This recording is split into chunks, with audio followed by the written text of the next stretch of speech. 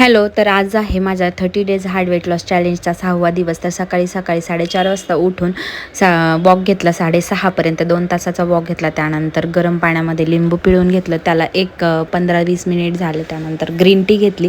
Green tea घेतल्यानंतर workout न करता आज डिरेक्टली स्वयंपाकाला लागले, कारण आज घरी येणार होती माझी मम्मी आणि मामी. तर त्या दोघींसाठी स्वयंपाक बनवला आणि त्यातच मग मी त्यांच्या दोघींसोबतच माझा पण ब्रेकफास्ट केला. ब्रेकफास्टमध्ये घेतली होती मटकीची भाजी, सॅलेड, शिमला मिरची आणि भाकरी. त्यानंतर 1 तासाने ग्रीन टी घेतली आणि त्यानंतर थेट आवरून आम्ही आलेलो आहेत वास्तुशांतीला.